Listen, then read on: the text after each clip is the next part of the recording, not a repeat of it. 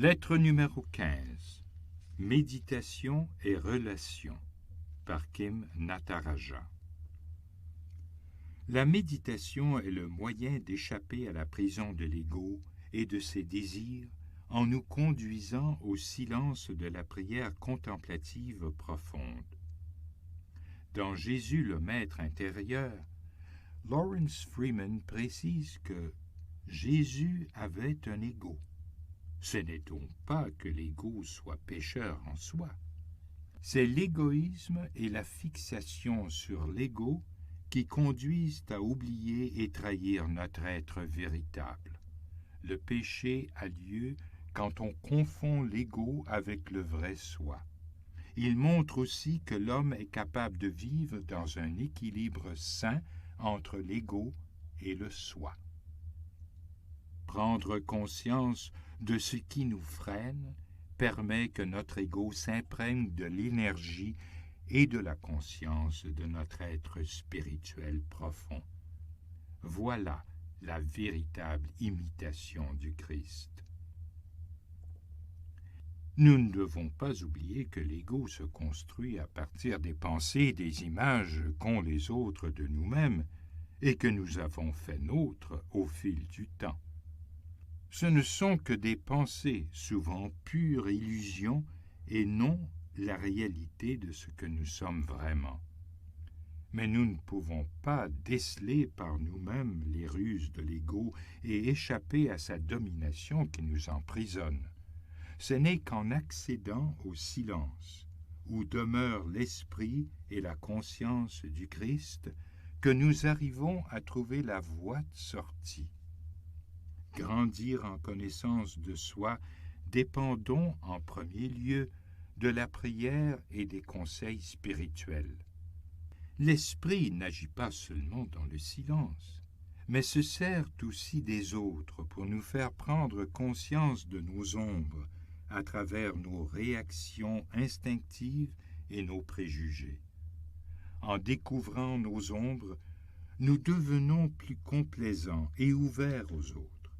Nous reconnaissons que leur vulnérabilité est la nôtre. La méditation est à la base de notre relation aux autres, dans l'amitié et la communauté. John Main a toujours répété que la méditation crée la communauté. Nous comprenons dans le silence profond que nous ne sommes pas seuls, mais que nous sommes profondément liés par la partie plus profonde, la partie spirituelle de notre conscience.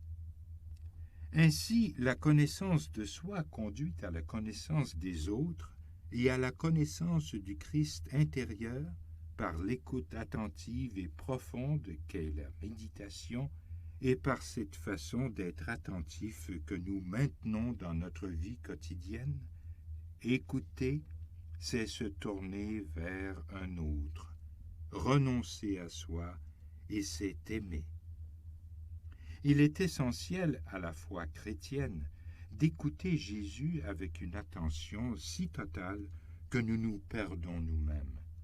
Ainsi devient-il la porte qui mène à la connaissance de soi.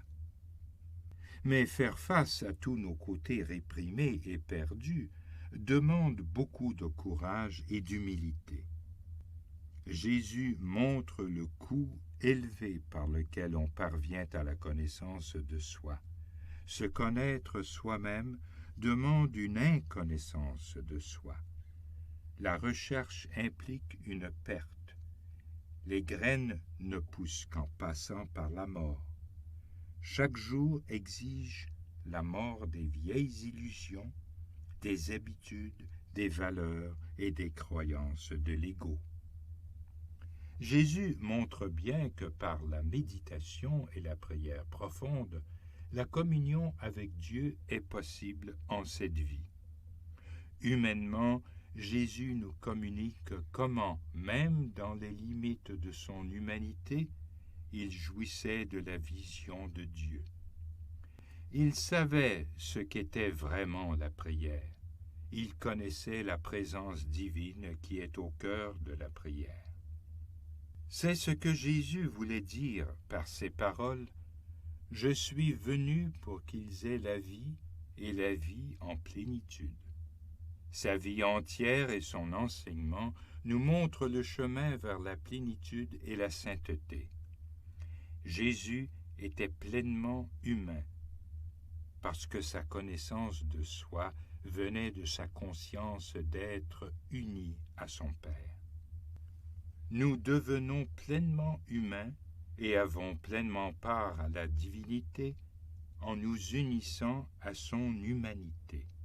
Dans l'esprit, la non-dualité de Dieu, Jésus peut à un niveau humain partager avec nous tout ce qu'il est.